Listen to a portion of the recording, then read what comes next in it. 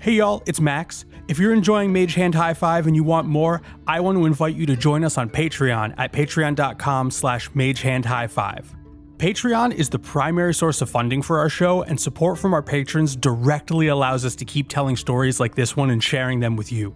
We just revamped our Patreon offerings for 2026, and right now we're doing a special dice giveaway for new and upgrading patrons. Our first new Patreon tier is Mage Hand Finger Guns. For $2 a month, you'll get a special role in our Discord server and access to suggest intro rankings for each of our episodes. Next, the Mage Hand Down Low tier has had a couple changes.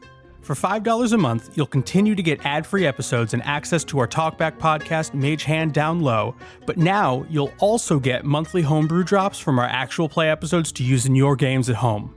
And to round it out, I'd like to introduce Mage Hand Up High. For $10 a month, you'll get access to everything from the Finger Guns and Down Low tiers, and you'll also get access to a monthly variety live stream featuring one or more of the Mage Hand crew and a monthly creative piece from one of us inspired by our actual plays. It could be, a journal entry or a song or essay, DM notes, or honestly, it could be anything. To give you a preview of what to expect, all our January Patreon content will be available for free to anyone with a free or a paid subscription. Just head on over to patreon.com/magehandhighfive to check it out. Plus, anyone who joins as a paid member or upgrades their existing membership before the end of February will automatically be entered into a drawing to win a free Mage Hand High Five branded D20. Your support genuinely means the world to us, and it helps us make the show better and better and better. And with that, how about a high five and on with the show?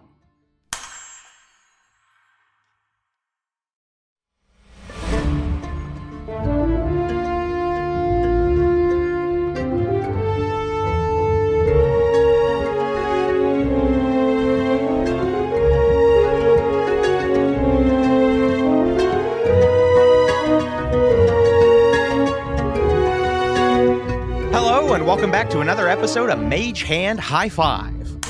I'm your Dungeon Master, Casey Pappas, and with me, ranked least to most likely to misplace their own pants. Ooh. Yeah. I think we gave away the ranking by how we responded to that. Least, Robin Langenhop. Haha! I am Robin Langenhop, playing Hayden Kincaid, and I always know where my pants are. I'm so glad. They're not always neatly put away, but I know where they are. Oh, that's good. Next, Max Weinberg. Hello, it's me, Max Weinberg, playing Wyatt Forsyth. And do you mean a particular pair of pants? I gotta know where my dress pants are, or just pants? That's telling on its own. Up to interpretation. Well, sometimes I'm I want my black jeans and I don't know where my black jeans are. Yeah, see, I think that you asking for clarification on this is a little damning.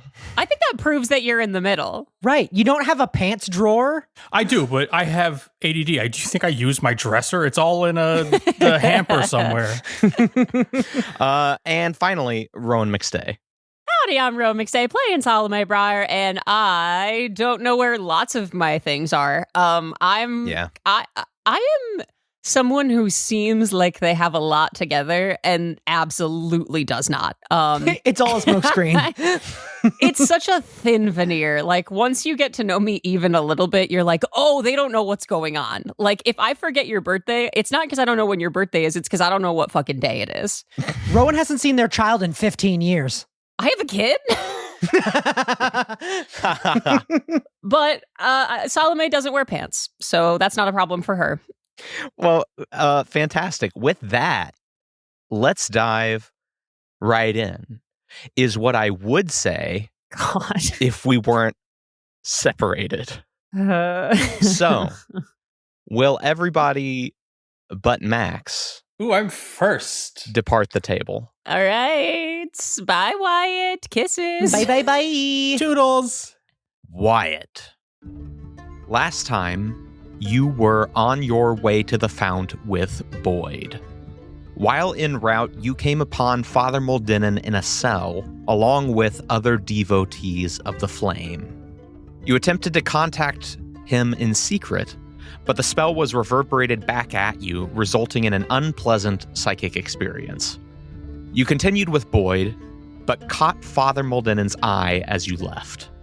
In the elevator down to the Fount, you and Boyd began to argue, each of you holding a level of disdain for the other, to put it lightly. You arrived at the Fount of the Flame, finding it sealed with a mysterious handprint, identical to your mark of the flame. Against Boyd's protestations, you opened the Fount, only to find this to be exactly Boyd's real goal all this time. When we last left off, Boyd had thrown both hands into the Fount and begun to draw from its power. Where you are now. You are in this small cavern with Boyd. Both of his hands are in the jet of flame shooting up from this small hole in the middle of the room. And you watch as this flame is swirling up his arms. And he says, "Oh boy, we're really in it now. You see this? You see this, boy? This is real power. And this is gonna make me one of the richest men on earth. You see, I couldn't open the fount by myself. I had to get one flame touched or some shit. So thank you for that. As much as we might not like each other, you've been real helpful to me today. And that's why I think I'm gonna give you the friends and family discount." For what? Time, son. Look at me. I'm a peak physical specimen. I'm in the prime. Wyatt holds in a snicker. But I ain't always gonna be like that. Now imagine if you had access to a pocket of power, untouched. Heal you in a snap. Take the damn years off you. Why, these rich folks upstairs would never have to give away their money to their ungrateful children, because instead, they'd give it to me. You see, Wyatt, I am pioneering a new, very lucrative field. Life itself. When I start selling tickets, you and your family, well, I'll give you a 5% discount. How about that? You dip your hands in the flame, you get the secret of life, you get immortality, and I get 25 million gold. How's that? But if you live forever, that defeats the point of living. Defeats the point of living? Nothing matters anymore. Nothing matters. Nothing matters. Son, you live forever, you never experience death. You experience everything good in life. So you'll just watch your friends die to be alone for the rest of your life? That's what you want? Well, if my friends can pony up the 25 million gold a pop, I won't have to watch them die. They can live right alongside me. I think at this moment, Wyatt is incredibly angry because, I mean, this idea is ludicrous. And the idea that your friends and the purest of capitalism, that your friends and family can only join if they have enough money, gets Wyatt unbelievably mad. He's gonna run at Boyd and just try to push him out of the pillar of fire. I am going to have you roll a strength check. Wyatt's anger absolutely gets the better of him because that's a 7. Uh-oh.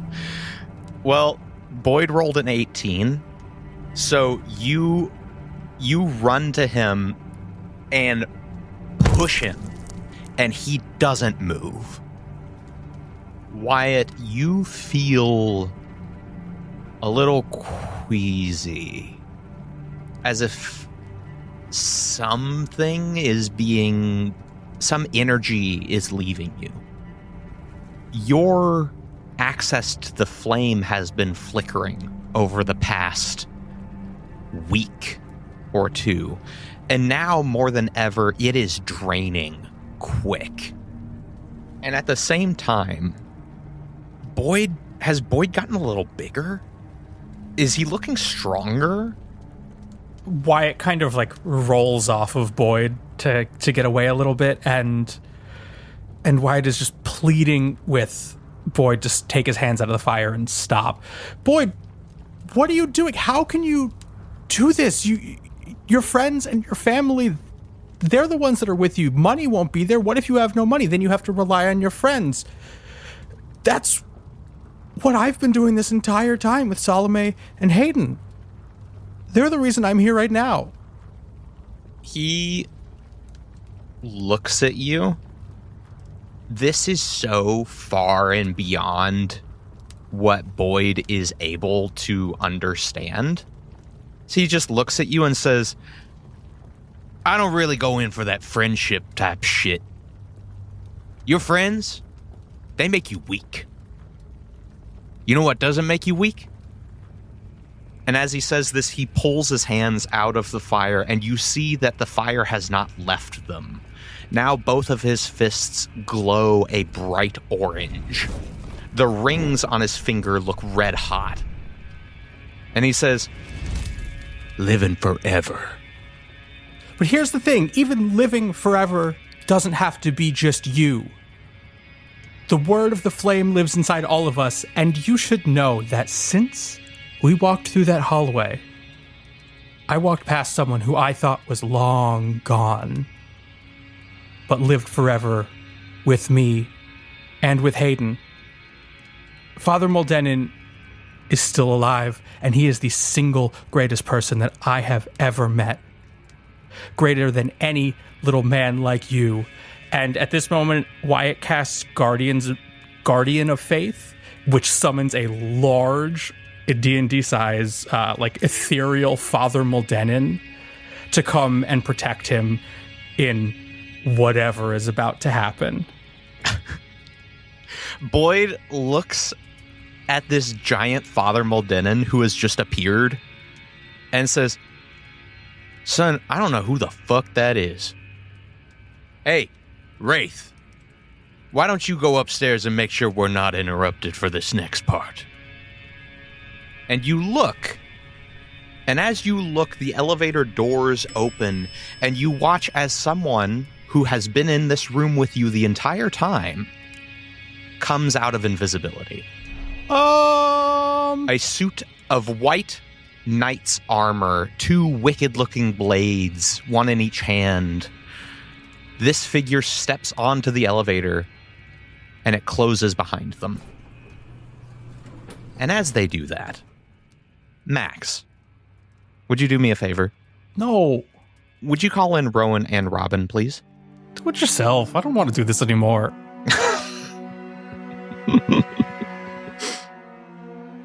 Salome. Caught in the library, you were able to convince Doc Dervish that you were a socialite lost in the arena. He escorted you back to the entrance and went to grab your tickets while you excused yourself to the restroom, turning invisible the moment you did. You snuck into the stands, only to find a game in progress, one containing both Mordric and Philomena. As you headed back down, you ran into a familiar face. Hayden. While heading out of the arena with Belinda, you discovered she had been investigating where Barabbas went before being caught. She killed a guard, replaced him, and has been investigating ever since. You both headed down to the location of the Flames prisoners, encountering Father Moldenin. He let you know that Wyatt had just started down the elevator with Boyd Crenshaw, the man who runs the place. You both went up to find Salome in the arena, running into Doc Dervish along the way. Unbeknownst to you, you attempted to pull the same trick Salome did minutes earlier. Sensing something was amiss, he sounded the alarm. As you ran, you encountered Salome fresh on the run herself, and you both headed for the elevator down to the Fount of the Flame. Where you are now. Okay, quickly, very quickly. Where are we now? Where you are now, Salome and Hayden, you rush forward, still running through the bowels of this place, trying your best to reach the elevator to the bottom level. So I'm still invisible, right? And Belinda is with us in a mask? Belinda is with you in, like, full black armor with a hound's mask. Okay. Hayden, you are disguised as a wealthy patron? Yes, I think if there's an immediate moment where I'm actively not being observed by Doc, I will switch again. Great. Who do you change into? I've seen enough prisoner's garb now that I could transform myself into a nondescript prisoner, right? The thing is, everyone in this place is sort of just wearing their own clothes. There is no prisoner's garb. There's no, like, identifier as to who's a guard, except that they are people fully armored walking around outside of the cells. Then I will change into my trademark nondescript man and put my hands behind my back the second we pass the door and start moving at a more reasonable pace. Belinda sees you do it and just grabs your hands to be your escorting guard. Great. From invisibility, I don't know that Belinda knows that I'm here yet, but from invisibility, Salome says, wait, hold on. Sorry. Hi, Miss Bartle. I keep running into you invisible. Maybe we should go with Officer Bartle just temporarily? Do you work here? Because that's a different conversation. Belinda says, let's wait. We'll talk about this on a lower level. All right, fine. Hell, do we think Wyatt's down there? Last I heard, that's where he's headed. All right. With some Crenshaw something or other, the guy who owns the place. Boyd Crenshaw. Boyd Crenshaw, that's right. Yeah, Doc Dervish was talking to me about Boyd Crenshaw. There's not people around, are there? I assume we're about to be intercepted. You are going along the catwalk overlooking the prisoner bay. Okay. Hundreds of cages of cells below you stretch off and circle around the building. You hear from behind, "Stop them!" And a bunch of guards run past you. And they continue on and split off down different hallways in order to cover more ground. Belinda quickly takes your hands, Hayden, and steers you down a different path. As you go, Belinda makes sudden sharp turns, seeming to decide almost arbitrarily, now we're going down this way, and now we're going down this way. In some cases, she doubles back and goes down a different path, twisting her way through the prison. She seems to have this place mapped out. Glad someone does. And the sounds of the guards in the distance fade away. And now you are free of the guards pursuing, continuing deeper down into this place. Right, so what happened to y'all? Can we talk about it now? Because I have been worried sick about you. Hayden, are you okay? I'm all right. I poofed into this labyrinth arena thing. I was one of the competitors in a previous round. Yeah, no, Philomena, you mentioned you were in the games. Philomena and Mordrick are in there right now. And I don't know how to get them out. That's not good. I don't know if there's any way we can help them from where we are. But to my understanding, only 4 people make it out. Holy hell. Okay. Well, Miss Bartle, it is good to see you, but how the hell did you get in here? Were you looking for Barabbas, I assume? Well, I was until you let me know that he is not here. No, he's not. Are you... Why are you still here? Why not make a break for it? Well, you only told me about this yesterday, so I hadn't quite had time to make an escape plan. Right. Okay, well, one way or another, here we are. We're not going to be here too much longer. Listen, I know wherever you folks go, they tend to shut the place down afterwards, so... We do have a tendency for that. Yeah, I think we got a bit of a reputation. How do y'all know why it's down there? I ran into bit of a reminder from my own past to a prisoner here. I need you to be specific. His name is Father Muldenon. You ran into Father Muldenon here? Yes. Wyatt's mentor? And mine. Is this? I don't think Salome knows about this, right? A lot of my history with the church before everything that went down with the Pipers was with this man. I thought that he had been killed off by Courtois, but apparently he was carted off here. This was years ago. Oh my God, and he's still alive down here? He is, and I made him a promise that we'd do everything we can to get him and the others out. Oh, we're getting everybody out of here.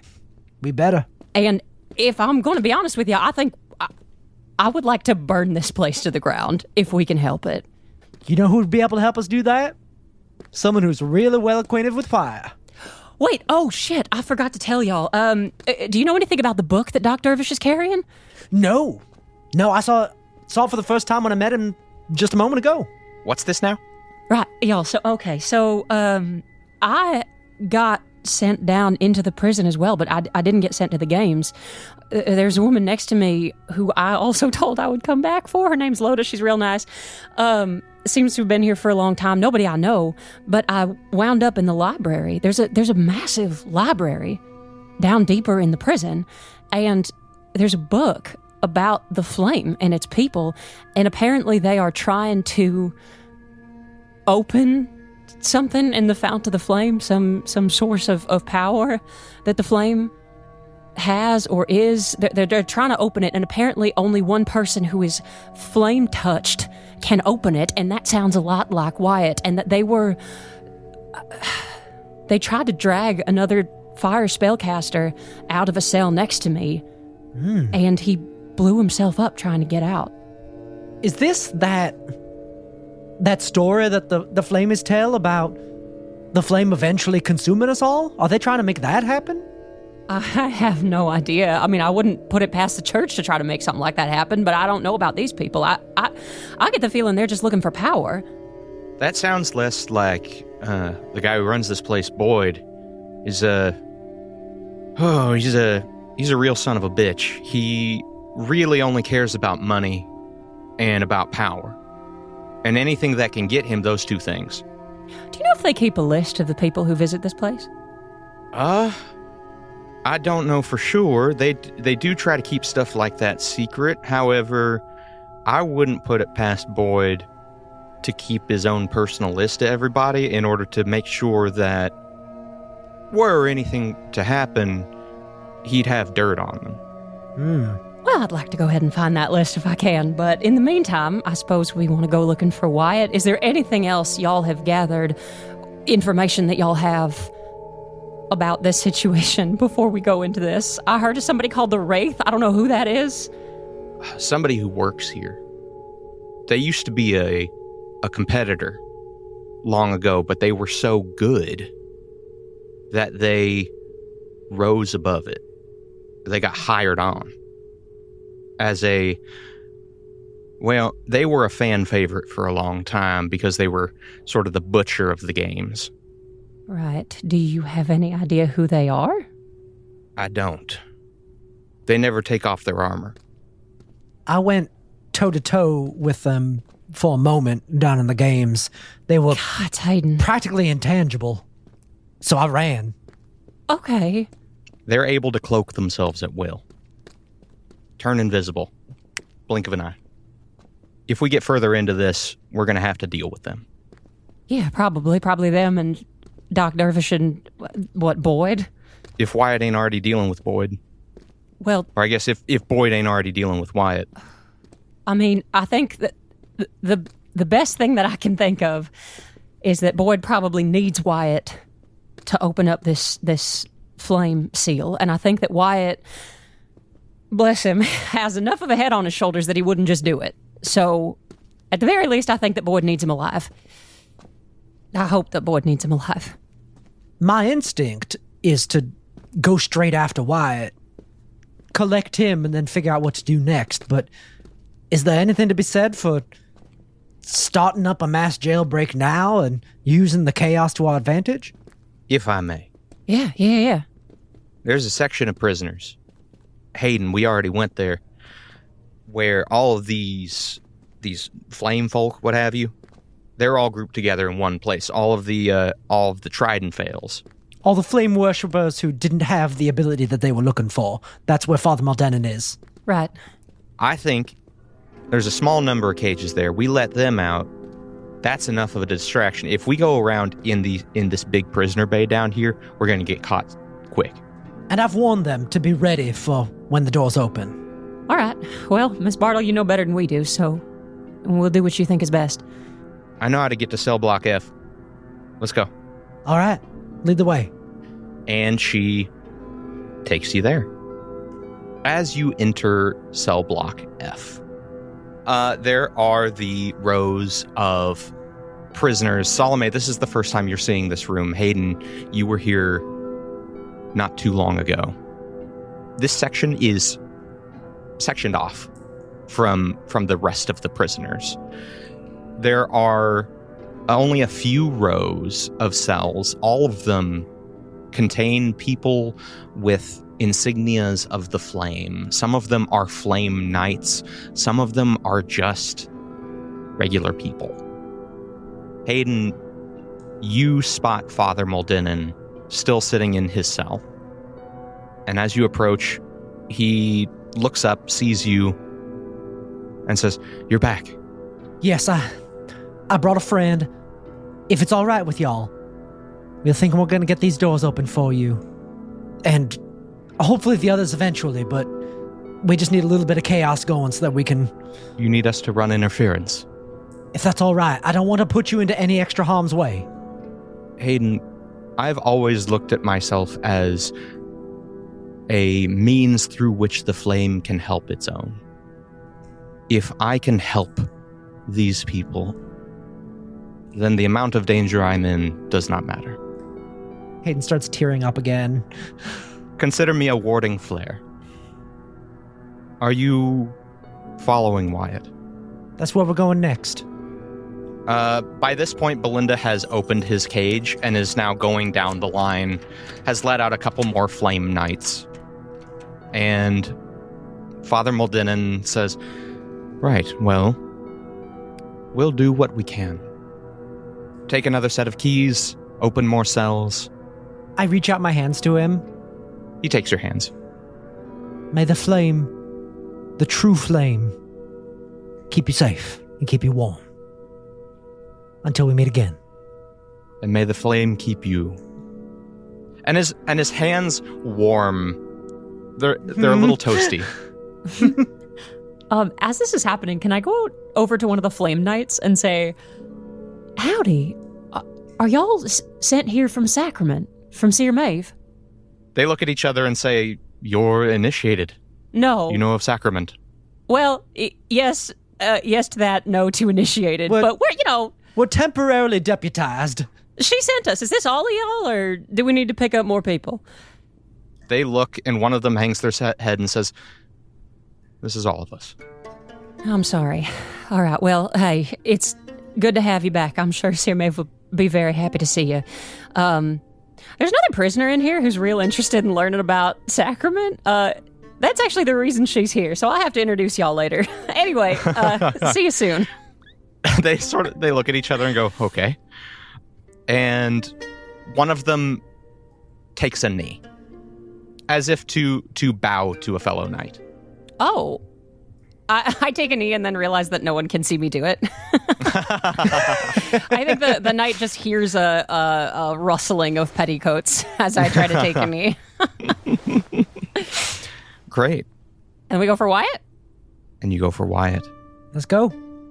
As you spot the elevator doors are not very far away from here. As you spot them, Salome, you see the last person you'd expect standing next to them. An elven woman in a hot pink dress, flashy and eye-catching, blonde hair tied back in a highly stylized bun. It's Mary Jean Wainwright. Oh, Luther's wife? Though since her husband's unfortunate death, she's likely going by her maiden name, Laterno. Laterno? Mary Jean Laterno. Okay. I mean, it's kind of telling to me that she's going by her maiden name after her husband's death, because not everybody does that.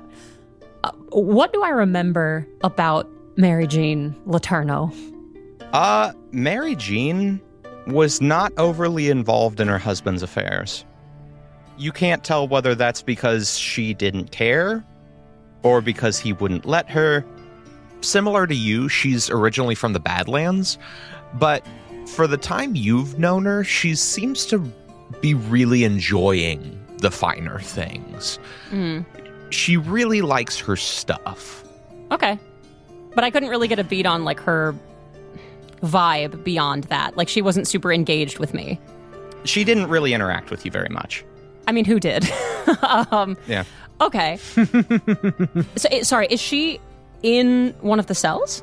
No, she's coming down the hallway as if headed toward the elevator. So it's like she works here. You don't know? Sorry, one moment, please. I happen to know this woman.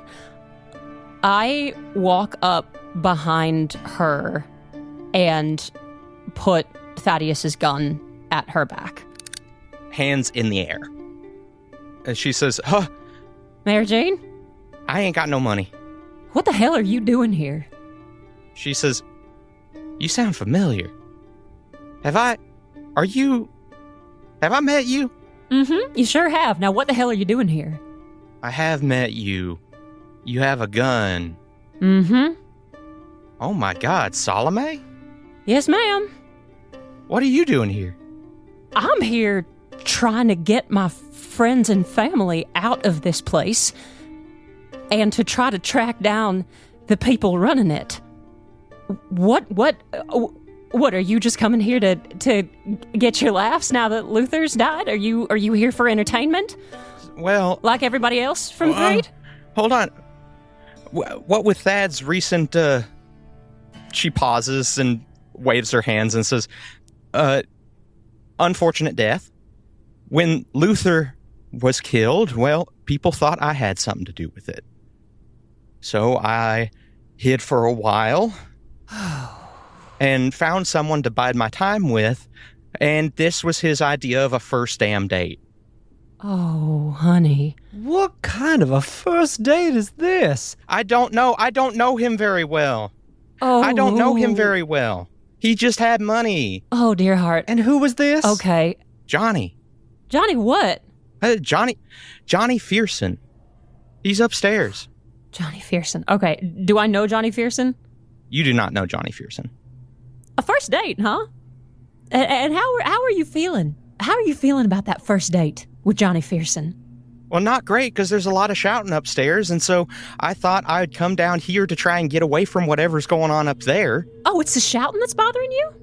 Well, I mean that and the, The what? The what? The killing. Are you going to hurt me? Maybe. Okay. What exactly is upsetting to you about this? Well, is it that your date's not going very well, or is it something else? Listen, I didn't know where he was taking me. He said this was going to be a surprise, and then there was people, spilling each other's entrails. I don't really like it. Right. No, you three people do just about anything to avoid feeling culpable, won't you? Listen, just get the hell out of here, Mary Jane, okay? Okay. Wait, can I go? Oh, shit. Hell. Hayden, what do you think? I think we gotta pick our battles a bit. There's a lot for us to take on right now. If you don't think she's dangerous, then maybe we just let it go. It seems like there's a lot of shouting upstairs. Seems like there's a lot of dangerous people running around. There's a lot of things upstairs. Mary Jane, you're about the most dangerous kind of person running around here. Okay. I am sorry that Luther's death was pinned on you. That was not fair. Yeah, he just sort of went off one day and then never came back. And they said he was stabbed to death in a mob. Okay. Darling, I think we ought to talk. Why don't you just... Shit. Luther was trying to kill a lot of people in Providence. He was doing a lot of what Thaddeus was doing. I don't know how aware you are of any of that, but he was doing a lot of the same things, and they were killing a lot of people and hurting a lot of people, just like Johnny, and just like you, and just like everybody else here. So, I killed Luther. Okay. And he had already stabbed me in the back and turned half of Providence against itself. So you'll forgive me if I don't feel terribly bad about that.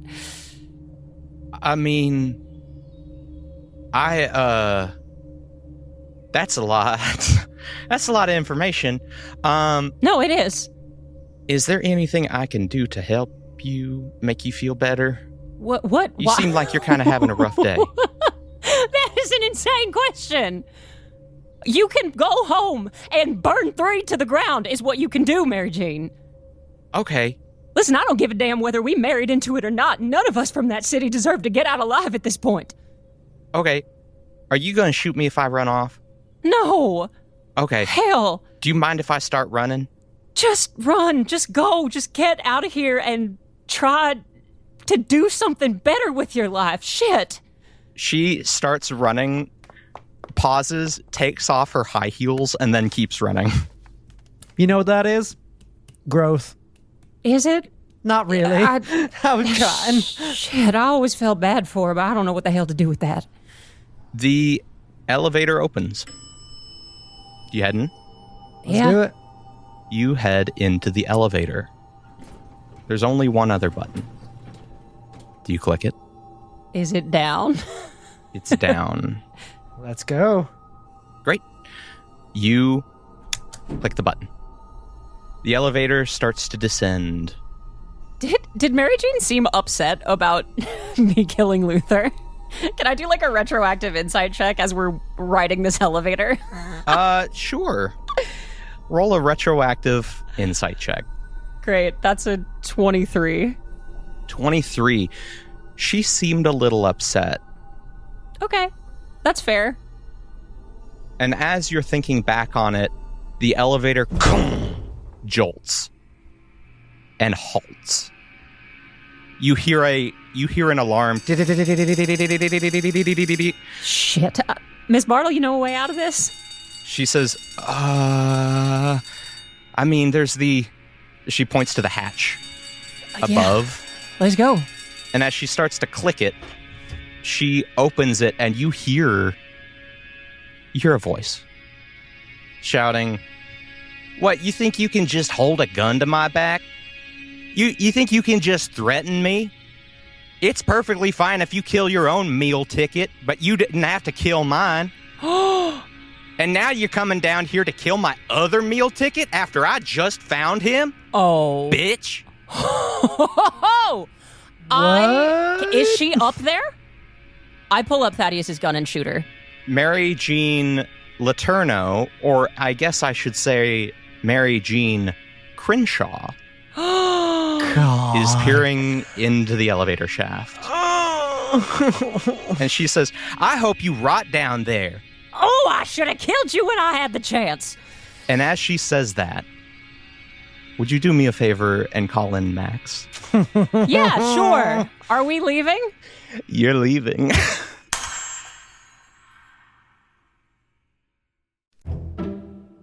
Have you ever wanted to own your own magical bookstore?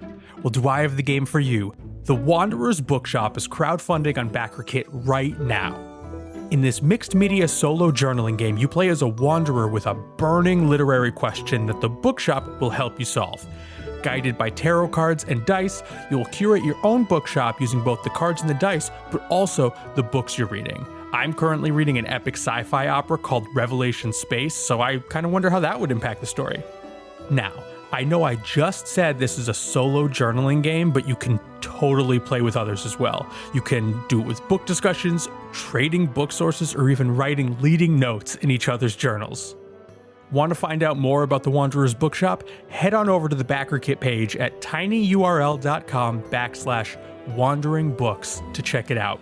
And from one wanderer to another, I hope you find the answers you're looking for.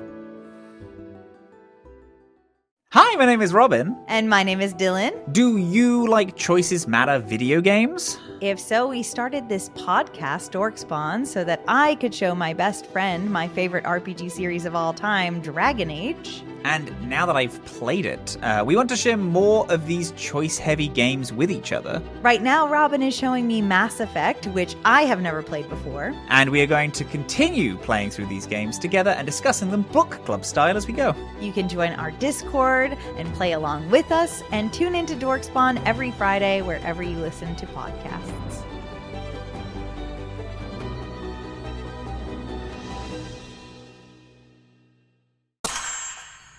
Wyatt. The elevator doors close, and as you turn back to look at Boyd, a fist full of rings, red hot, clocks you. What? Boyd rolled a 27 to hit you. God, yeah. No. And you're going to take 18 bludgeoning damage as you feel Boyd's rings connect with your jaw.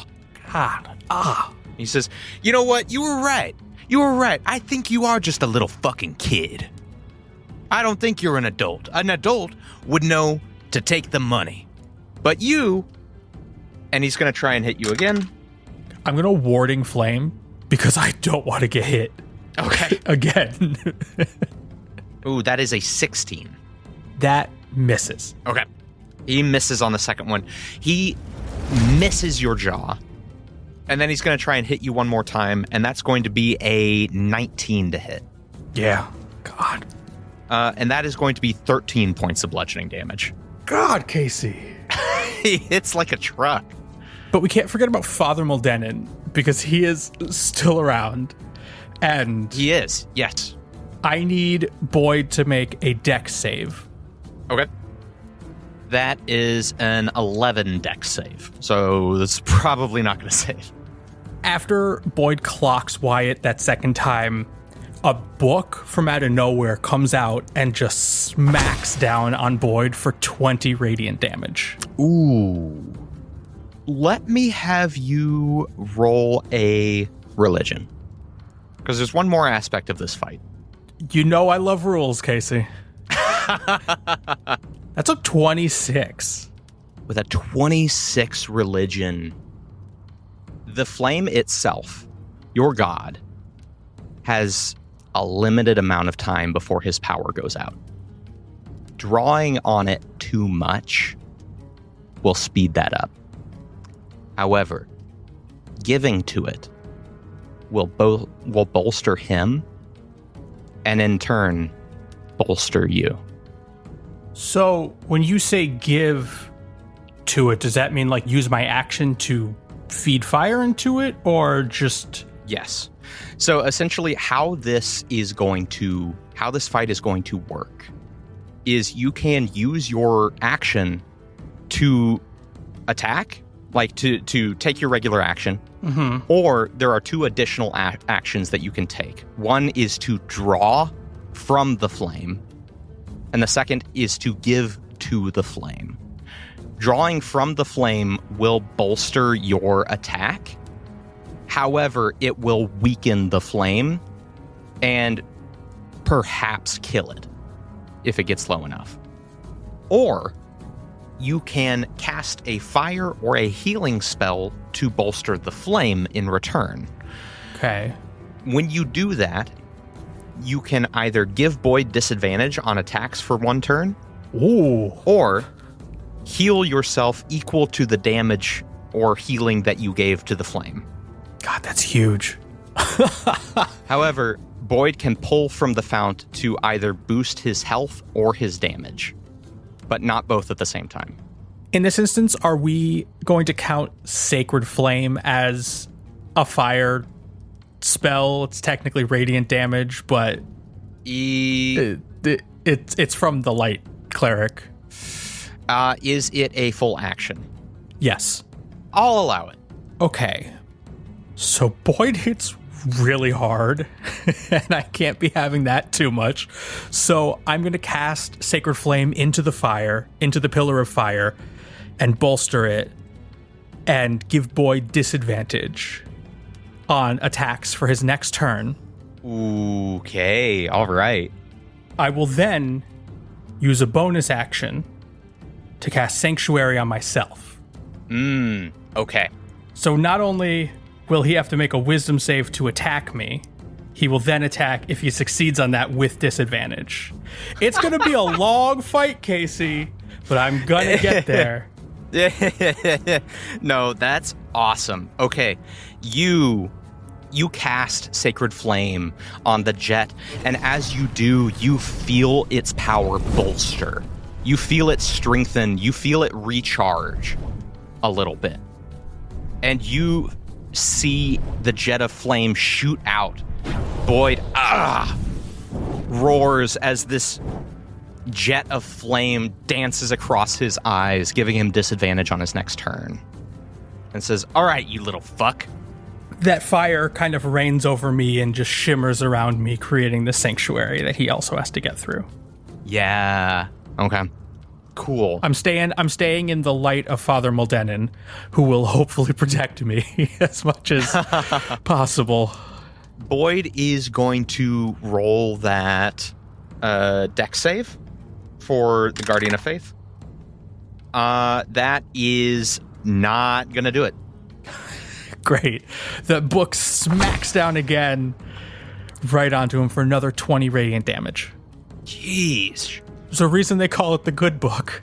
So there's a wisdom save and then the disadvantage for the Fount. Okay. Correct, yes. Let's do the wisdom save. That's not going to do it. Just punches the ground, I guess. That swings wide. A second one. Okay, that is going to hit. So let's do the disadvantage. Yeah, that is going to hit with a 19. Oh, come on. That is going to be 13 points of bludgeoning damage. Oh, God, Casey.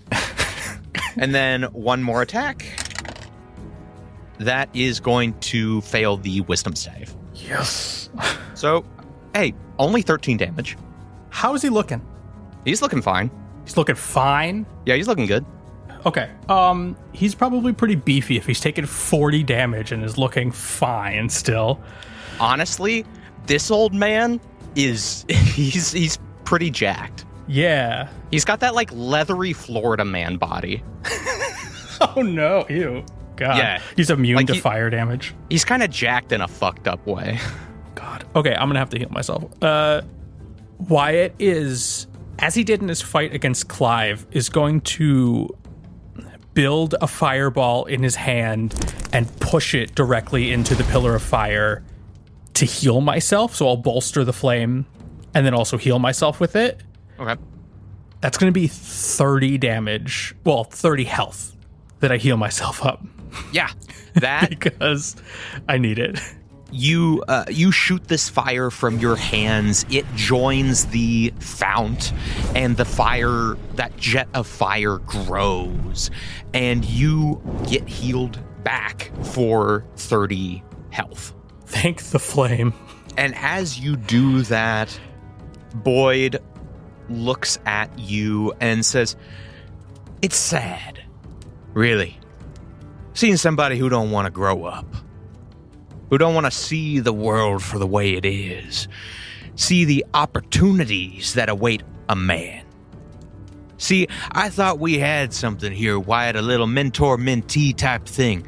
I was going to teach you the way of the world, but instead, you want to be a witless fucking kid, a nerd, being led around by the nose. Hell, son, I bet wherever your daddy is, he hates your ass. I would if I were him." Wyatt just starts to make a giant fireball again in his hand, but it's not his turn, so he can't do anything about it. Boyd rears back to clock you again, and as that fist comes back, Max, would you do me a favor? Casey, this is the worst time. Would you call in Rowan and Robin, please? Why would I start now? Salome and Hayden. You're in the elevator. The elevator just jolted to a halt. Belinda has flipped out onto the top of the elevator. You hear Mary Jean Wainwright or Mary Jean Crenshaw yelling down at you. Are you both still in the elevator? Can I get up and shoot at her? Sure. Make an athletics check to get to the top of the elevator. Oh, nat 20. Oh, perfect. Great. Well done. You hoist yourself up onto the top of the elevator and begin firing at Mary Jean. I draw Thaddeus's gun and start shooting at her. And the first one is with advantage. Okay. Nat 20 on one of them. Yes! Double nat 20! Yeah! Oh, all right. boy. The Okay. second one, let's see. Second one probably won't hit unless she's got a really low. Oh, nat 20 again! That's 3 consecutive nat 20s! Wait, okay. The universe wants this woman to die. Clearly. I want this woman to die very badly. Okay. I would assume an 11 does not hit her, but she's not armored, so maybe. No. Okay, great. She's not armored as far as you can tell. Okay, great. Fun. So my first one is a nat 20. You're also wearing an armor dress. That's true. My third one is a nat 20. The middle one doesn't hit, so I don't get the damage scale necessarily in that way. Oh, damn. I know, which is a bummer, but I get the 2 extra D10, and I get an extra one next time. So wait, do the D10s double when I crit? They would, wouldn't they? Yeah, I guess so. Yep. Okay, great. So that's 8d10 plus 10, if I'm not mistaken. Get it. Salome, you go to shoot Mary Jean, and you feel this familiar well of anger rising in your chest. You felt it with Thaddeus, with the Shamblers, with Fax, with the guard you killed before falling into the pit. The gun feels warm in your hands, and each shot feels like it flows directly from that rage toward the end of the barrel. And you find that over time, this gun has developed a bit of a taste. You said last episode that Salome is ready to kill, and you get the feeling that this gun is too. And from now on, each shot with this gun will deal an additional +1 damage for every kill you've made with it. Ooh. Oh. God, that's ominous. But that's an additional 3 then, right? That's an additional 3, and maybe in a minute, 4. Might be. Depending on how well this goes. +5. So that's actually +8. So then that would be +16 if I hit twice. Okay. 65 damage. 65 damage. Your bullets fly. Bang, bang, bang. One of them misses, and 2 of them find their target. She screams and disappears from sight.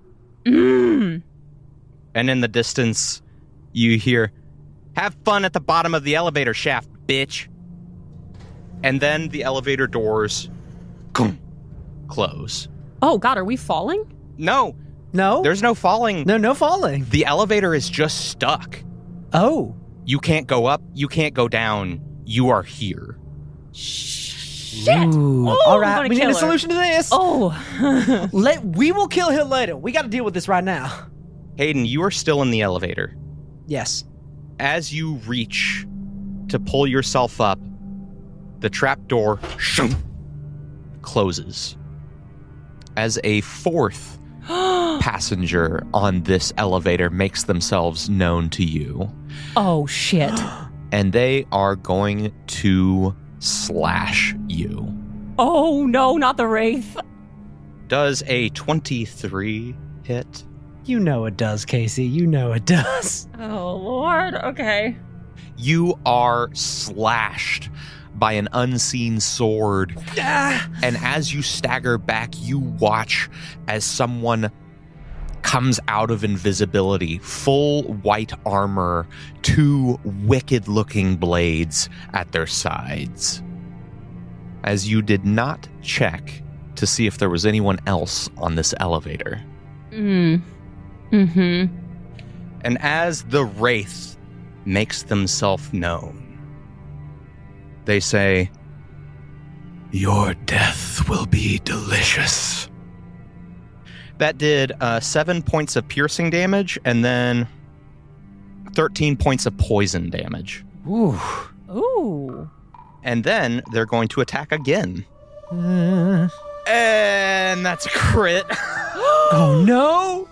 That's going to be 6 points of piercing damage, 22 points of poison damage. Jeez. Just as they slash down with their blades, each of them coated in poison.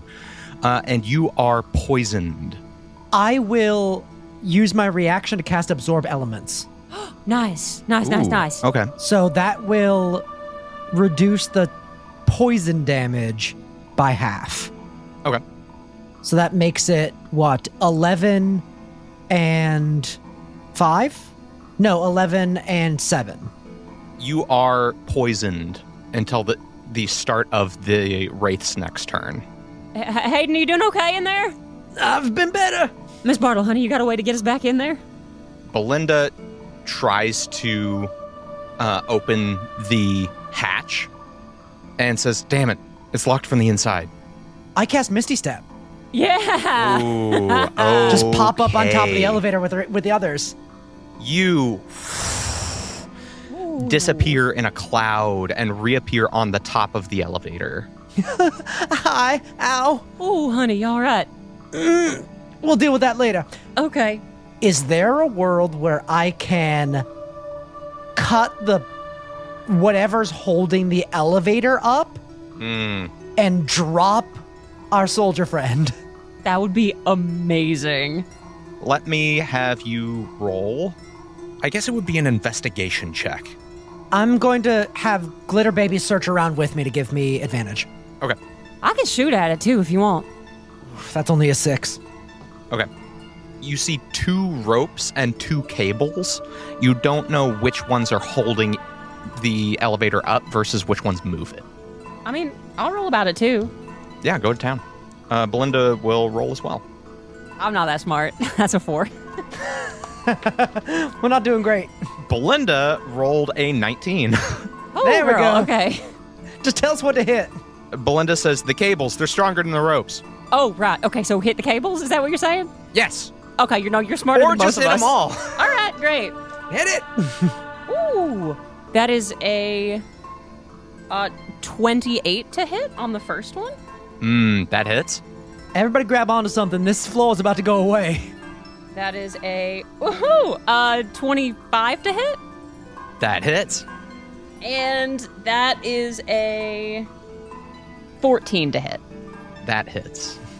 Yes! Oh, okay. That puts me at a +5 next time. 5d10 extra next time I hit something. Yeesh. Everyone roll a dex check to see if you can cling on to something. All right. All right. Nat 20. 8. Okay. Oh no, sorry. 7. Can I rescue Salome with my nat 20? Salome, you bang, bang, bang. You hit the 2 cables and one of the ropes. All right. The cables sever immediately. And the elevator, for the second time in this campaign, begins to plummet. This time, just like last time, Salome, you're still on it. As your handhold slips out of your grasp. Shit. Belinda clings to a side and says, "Girl Scout!" I'm trying. Hayden, you deftly cling to the side, and because you rolled a nat 20, I will let Salome re-roll her dex save. Ooh. Okay, that's better. That is a 25. Okay. There we go. The car begins to plummet, and as it does, you see the top open up. You don't see anybody crawl out, and the elevator plummets. Hayden, you reach out a hand. Salome, you take it, and the elevator drops out from under you. I got you. I don't think I'm ever getting used to that. And as that happens, we cut over to Wyatt. Beautiful. Wyatt. Boyd is mid-punch. His fist comes swinging down. He is going to try to attack you. Roll a wisdom save. Gosh. That is a 12, so that is not going to do it. Wyatt is just moving around the best that he can, trying to kind of like figuring out where like a flare from the fire pillar happens so he can kind of maybe blind Boyd a little bit. The second one, that is a 21 to hit. As Boyd gets ready to pull back to clock Wyatt, he's going to splash up warding flare right into his eyes. So he does this attack roll with disadvantage. Ow, you little shit. Attack misses. Amazing. And his last attack misses. Thank you, Flame. So all 3 times Boyd swings and his misses the first time, you warding flare the second one, and then he misses the third one. Oh. The rings on his fingers whiff past your face. God, okay. I want to get a little space here. So with all the protection I have, I'm going to take, I'm just going to run away. Okay. And the reason for that is that the Guardian of Faith will trigger again if he tries to come for me. Okay. He is going to try and make an opportunity attack. Okay. That doesn't do it. And then I will also use Cure Wounds on the pillar to give Boyd disadvantage on attacks for the next turn. Okay. Cool. That's my turn. And that's okay. Boyd is I mean, he's going to pursue you. He punches. Dex save. That is a 17. That does it. So he still takes 10. Okay. And now my Guardian of Faith has 10 damage left in it. Yeah, your Guardian of Faith is Father Moldinnen, and Father Moldinnen gets a quick swipe in on Boyd as he rushes towards you. Thanks, Father. The father grins. May the flame be with you. That's not going to do it on his first attack. Huh. That's not going to do it on his second attack. Come on. Oh, no. Okay. That is a wisdom save of 20. That'll do it. Okay. And then he's going to roll with disadvantage. What a gnarly combo. That is going to be a 17 to hit. 18 armor class, baby. Ugh. Wyatt lifts his shield and just, boop, blocks his fist. He punches right into the shield. It bounces and reverberates, and he snarls at you. See what happens when you believe in others, Boyd? Boyd chuckles and says, "Keep dancing, kid. I'll kill you eventually." I didn't get into the musical. And Wyatt runs away 30 feet from Boyd and will take another opportunity attack. Okay. He gets through the wisdom save. That is a 19. Yeah, that gets through. Okay. But I will warding flare the attack. Ooh, okay. That is an 18 to hit, even with the disadvantage. It was going to be a nat 20, but instead it was an 18. Yeah, I'll take the 18. I'll take the 18 there. That is going to be 21 points of bludgeoning damage. Oh, God. Okay. I'm going to cast Sacred Flame on Boyd, so I need a dex save from Boyd. That's an nat 20. Well, that was a waste of one. Now my Sanctuary drops. Okay. But I will also cast Shield of Faith on myself as a shimmering, like a heat shimmer envelops Wyatt, giving him +2 AC. Ooh, okay. And that is my turn. On Boyd's turn, he chuckles and says, "All right, kid. You know what? I see how this is going to go. You're just going to keep rolling up shields, and I'm just going to keep punching you, and it's going to be a slow, inevitable death. So I'm going to do this instead." And then he throws both hands at the flame, and you see it arc out of the ground, surging wildly, and he begins to draw in that power. No! As he does that, the ground beneath you begins to rumble. Dust shakes from the ceiling, and you hear deep fracturing sounds. You look up to see a widening rift, cracking up and up and up. It seems as if the entirety of this place is splitting down the middle.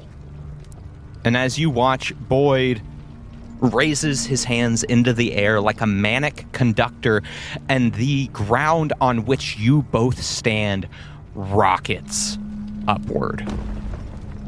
Make a strength save to keep from being thrown to the floor. Okay. God, that's a 7. That's a 7. You slam into the ground, flat on your back, and watch as the levels of this place raise past you. And as they do, you hear Boyd's cracking and chuckling laugh echoing through the chambers as you are fast approaching the arena above. What arena, Casey? And that is a great question. And with that, Max, can you bring Robin and Rowan back in, please? Oh, no! Oh, no! Salome and Hayden, you all watch as the elevator plummets into the distance below, and Belinda says, "Well, I guess we need to start climbing." Guess so. And you all start to climb. And as you do, you hear the boom of the elevator hitting the bottom of the shaft. And then you hear a weird noise. A deep, deep rumbling noise. The walls begin to shake. And you hear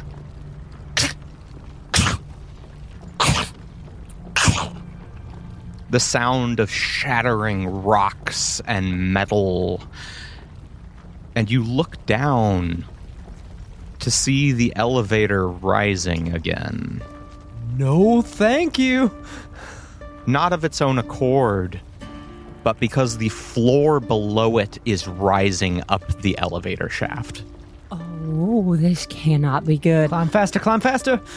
I need you all to make acrobatics checks to climb up. All right. That's a 4. Oh. I'm not going to do well on dex checks, like ever. You can make it an athletics check to climb and I can have proficiency, but... You know what? I will take I'll take an athletics check because you are pulling yourself up. Okay, this is still not good because I rolled a 3 on the die, so that's going to be a 7. Oh no, sorry, an 8. Excuse me, an 8. 15 for Hayden. Salome, you begin to slip. Hayden, you make it up pretty far up the shaft. Salome, the elevator is rising fast, and soon enough, it comes up underneath you and scoops you up. And you are standing back on the elevator again. However, it is moving so fast that it's going to hit the top of the shaft really quick. Ooh, okay. Hayden, you make it to the doors. Okay, yeah, I pry them open and swing out. Can I just prepare to jump? Yes. Okay, yeah, I'll just prepare to jump at the right second. I'll get ready to catch. Okay. Belinda makes it out as well. Belinda and Hayden, you stand there at the elevator door. Salome, you prepare an action, which means I will give you advantage All right. on this. Okay. Roll an athletics check. Oh, that's better. Okay, thank God it was with advantage because one of those was a 1. Ooh. That is a 21. That's better. You feel your foot misstep for a moment. Instead of jumping, you steady yourself again and then throw yourself through the doors. Hayden and Belinda both there to steady you as you come down onto solid land. The elevator slams into the top of the shaft and crumples into it. Salome lands on top of Belinda. Belinda looks at you and goes, "Hey, Girl Scout." Howdy. Sorry. And I gotta pick myself up, pick her up, get back to her feet. And this is the part where I would bring Wyatt back in. Okay. So, what I'm going to do, now we're just going to call everyone back in. Hello. I missed you. You all stumble away from the elevator to find that the landscape of this place has changed. What you were standing in before was a contained room. It is now open to the sky above. You look out and see the arena. The entire roof of this place is gone. You see a widening rift has cracked open the arena, and between it has risen another floor. And on that floor, you see a screaming hobgoblin child on his back and a leathery, fiery bugbear man beginning to ascend into the sky over him. You see a jet of flame arcing up from the middle of the arena, of this new arena floor. And as you watch, you see the bugbear man cast both of his hands on the flame, and more of it rises out of the ground and into his hands. You hear him. And that is where we'll pick up next time. Okay. God damn. Okay. Oh, my back.